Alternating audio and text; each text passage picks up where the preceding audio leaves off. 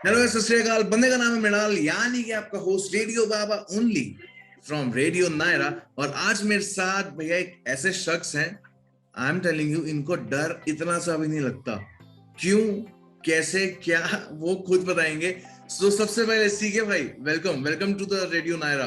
Thank you so much inviting me here and अच्छा लगा कि आपने मुझे यहाँ इनवाइट किया। और जो भी श्रोता है उन सबको नमस्कार।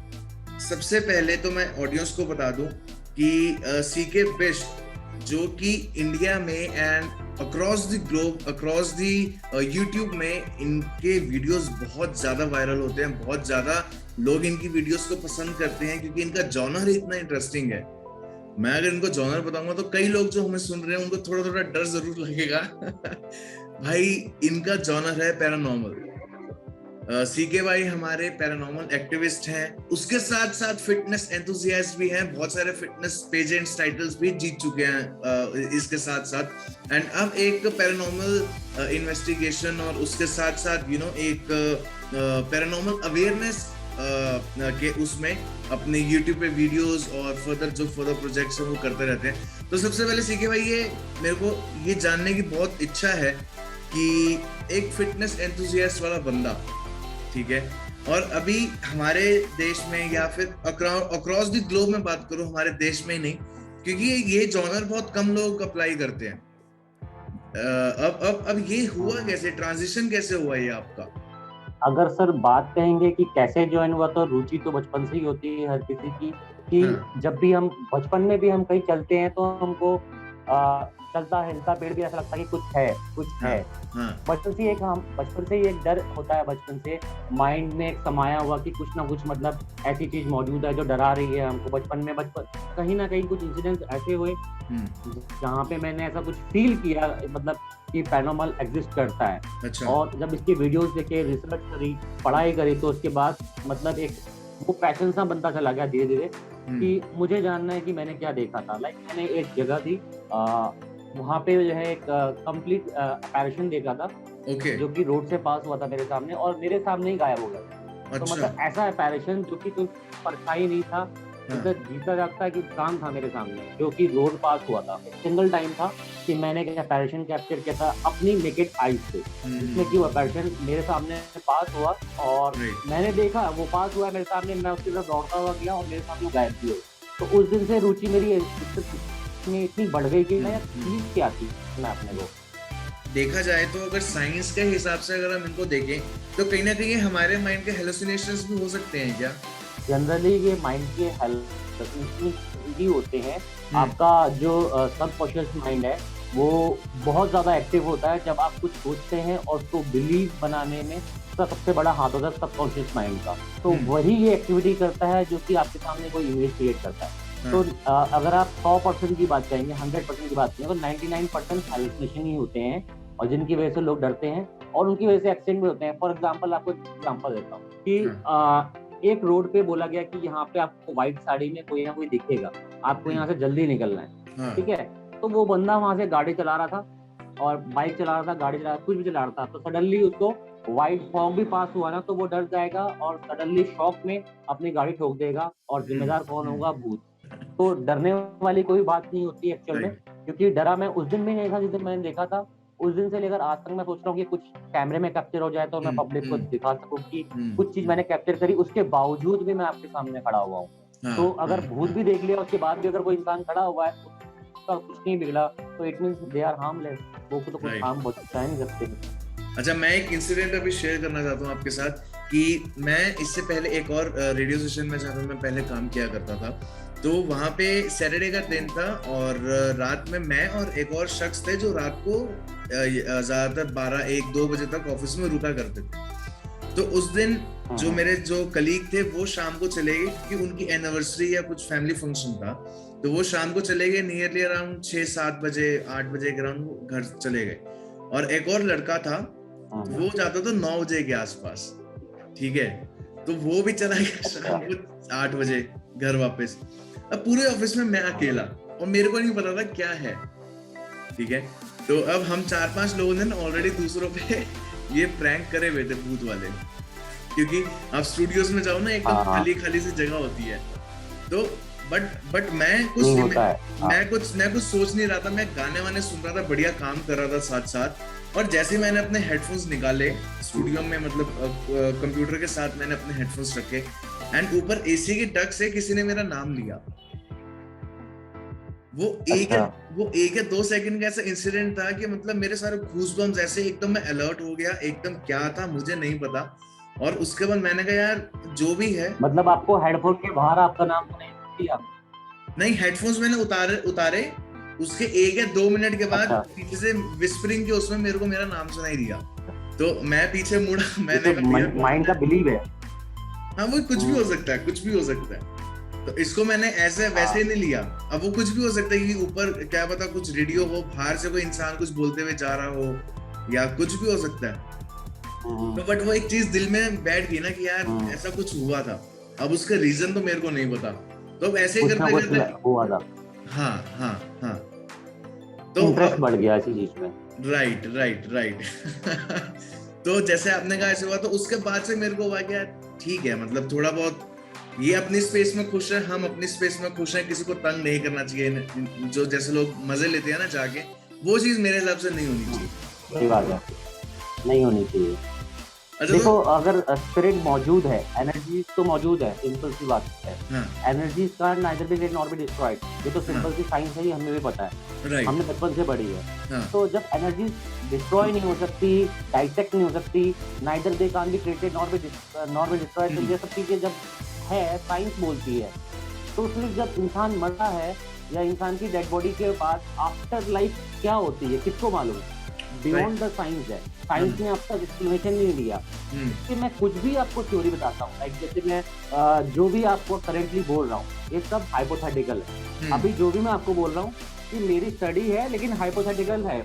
फिर मैं कहूंगा कि हाइपोथेटिकल है, प्रूफ इसमें से कुछ भी नहीं हो पाया अब तक। बिकॉज हम कोशिश कर रहे हैं वो साइंटिफिक डिवाइसेस यूज करके, जो भी गैजेट्स होते हैं वो यूज कर रहे हैं, कहीं ना कहीं एविडेंस खोजने का, कहीं ना कहीं कुछ कैप्चर करने का, जो कि एक हार्ड एविडेंस हो, जो कि साइंस को सपोर्ट कर सके पैरानॉर्मल। एक्चुअल में पैरानॉर्मल नाम ही यही होता है कि जो साइंस के बियॉन्ड है, बियॉन्ड एक्सप्लेनेशन है, उसी को पैरानॉर्मल कहते हैं। तो आप इतनी इतनी लोकेशंस पे जाते हो, इतनी जगहों पे आपने कवर किया है, और ऑल्दो बहुत फेमस जगहें तो हैं, जो हॉन्टेड जगहें हैं वहां पे तो आप गए हो। अदरवाइज जो लोग आपको कमेंट करते हैं, जो लोग आपको आते हैं बुलाते हैं कि भाई यहाँ का मिथ तोड़ो, कि या क्योंकि कई लोग डिस्प्यूट्स के चक्कर में भी एक अफवाह फैला देते हैं कि यहाँ पे कुछ ऐसी गलत चीज है, सो दैट उनका कुछ अपना इनिशियल कुछ लालच होता है जो भी है। तो इस चीज को हटाएं। तो कहीं ना कहीं अगर आपने, क्योंकि मैं आपकी वीडियोस को बहुत अच्छे से फॉलो करता हूँ, तो इतना तो मेरे को पता है कि आपने बहुत अच्छे से कुछ ना कुछ बहुत क्लोजली फील करा है। अब क्या कभी ऐसा चांस हुआ है कि कोई चीज आप अपने साथ लेके आए हो? नहीं, साथ तो कभी कुछ लेके नहीं आए।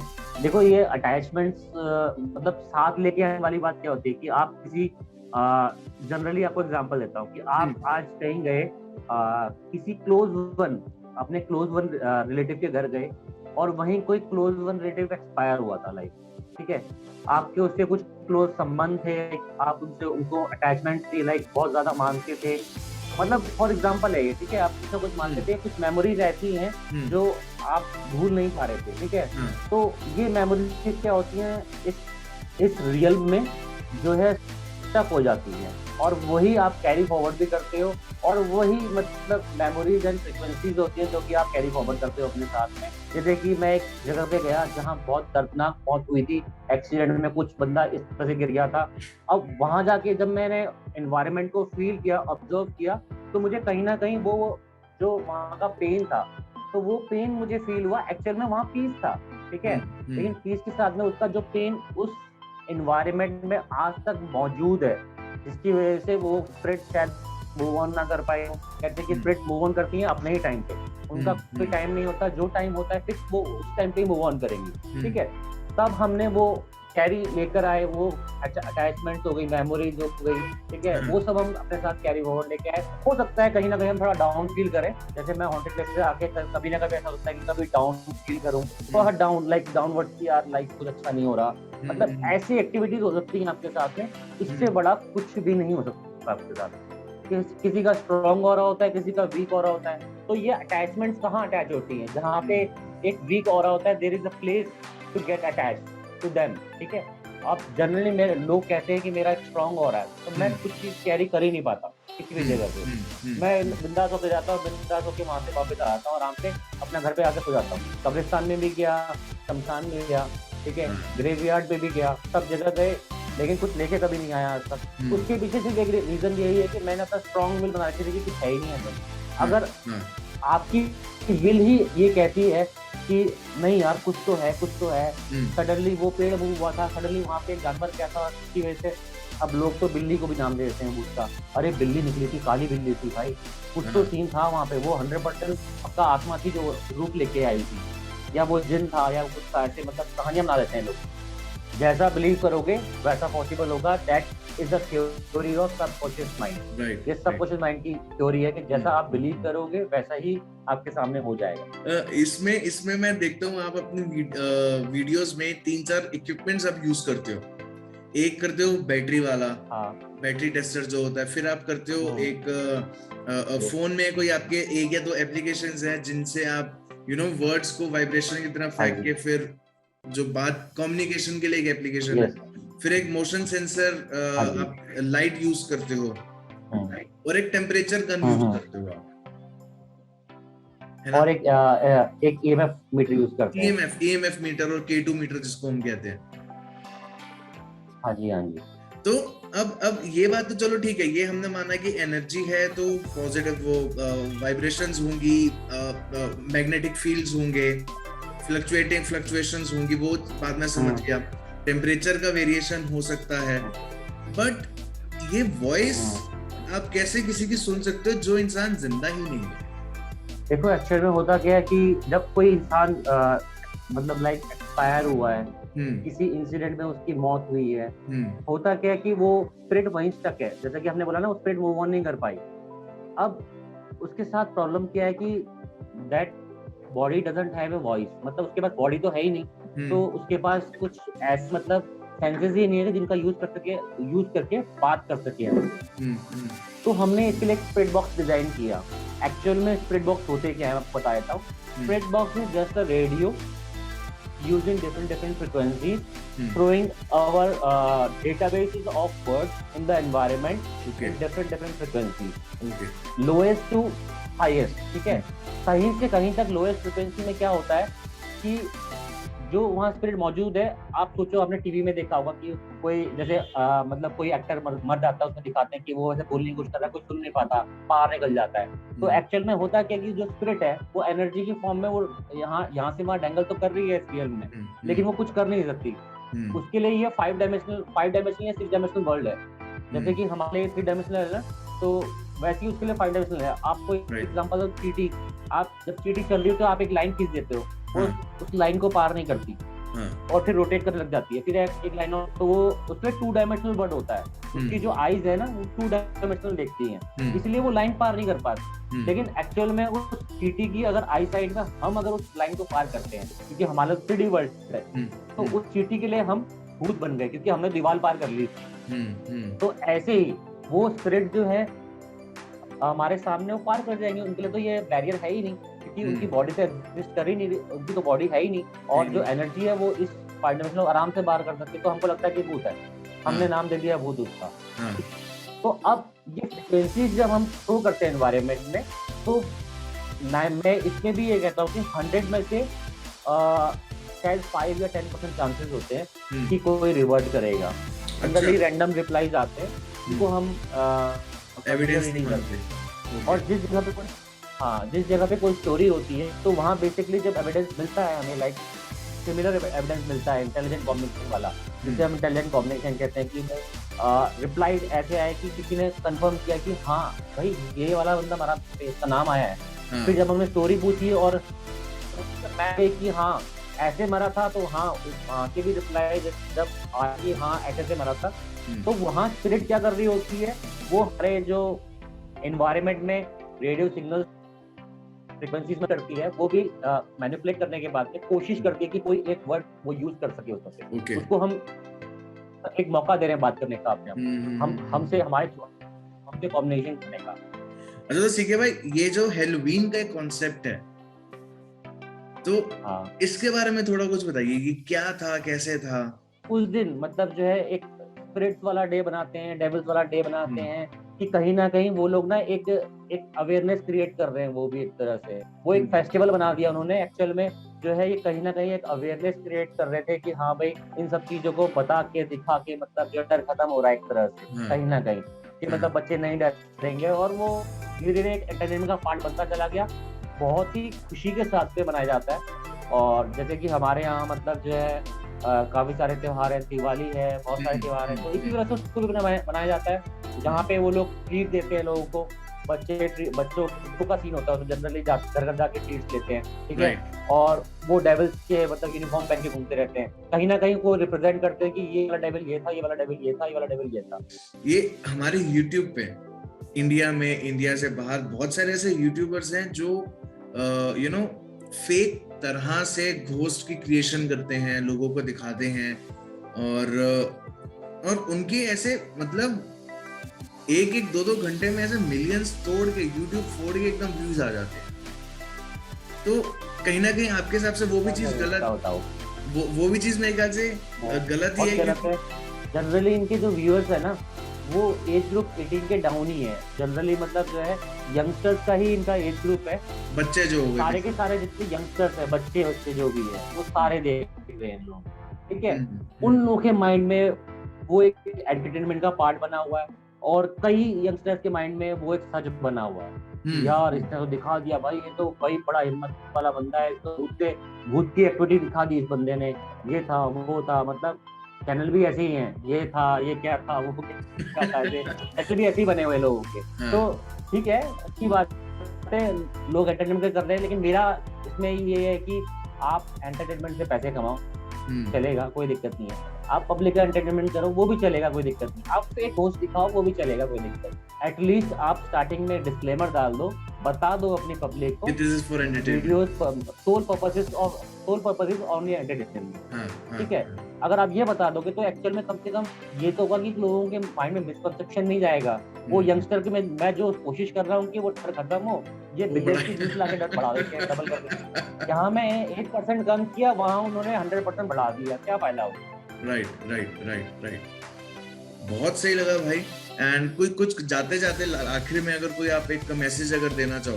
मेरा मैसेज यही है कि पहले तो आफ्टर 12 उनको शेयर करो, सब्सक्राइब करो, लाइक करो, ठीक है? बिल्कुल। दूसरा मैसेज ये है, फियर को खत्म करो और इस फियर को खत्म करने के लिए, इस डर को खत्म करने के लिए आपको जरूरी है कि अपने माइंड को, अपनी विल को स्ट्रॉन्ग करना, क्योंकि आप जब तक अपनी विल को स्ट्रॉन्ग नहीं कर सकते, तब तक सिर्फ डर की बात नहीं कहूंगा मैं, ओवरऑल लाइफ की बात करूंगा, ओवरऑल लाइफ स्पैन की बात करूंगा। आप किसी भी फील्ड में चले जाओ, स्ट्रॉन्ग विल की बहुत जरूरत है किसी भी चीज को हासिल करने के लिए या किसी भी चीज को खत्म करने के लिए अपने दिमाग से। अगर डर खत्म करना है तो स्ट्रॉन्ग विल चाहिए, अगर आपको कुछ अचीव करना है लाइफ में तब भी स्ट्रॉन्ग विल चाहिए। तो मेरे चैनल का मेन कॉन्सेप्ट यही है आप लोगों के लिए कि आप लोग सिर्फ यहीं तक सीमित ना रहें कि हॉन्टेड प्लेसेस देख के एंटरटेन हो, आप इसको पॉजिटिव वे में लें और लाइफ में भी बहुत कुछ अचीव करें अपने स्ट्रॉन्ग विल के साथ में। और यही मेरा एक मतलब मात्र मैसेज है कि भाई अपनी विल को स्ट्रॉन्ग करो और आप आगे बढ़ो लाइफ में भाई। बहुत बढ़िया सीखे भाई, बहुत अच्छा लगा आपसे बात करके। Thank you for time. And जितने भी हमें लोग सुन रहे हैं उन सबको मैं यही कहूंगा कि देखो रियलिटी तो है, another world and the present world, let them be happy in their own world. और आप जहाँ पे हो आप खुश रहो, मिथ मत फैलाओ and just support the original content creators. And CK भाई थैंक यू वेरी मच कि आपने टाइम निकाला and you agreed to you know for this interview and everything. So उसके लिए बहुत बहुत धन्यवाद आपका। मुझे भी अच्छा लगा कि आपने इस तरह से एक आवाज उठाई है कहीं ना कहीं चेंज की तरफ, तो इस तरह से आप एक्टिविटीज करते रहें और कोशिश करूंगा कि आपके साथ सभी जो भी ओरिजिनल वर्क कर रहे हैं वो आपके साथ कनेक्ट हो सके और मैं सपोर्ट भी करूंगा इस चीज को आगे भी। थैंक यू सीके भाई, thank you for your time. और आप सुन रहे थे रेडियो नारा 99.9 FM HD4, 101.9 FM and 1490 AM। Stay tuned.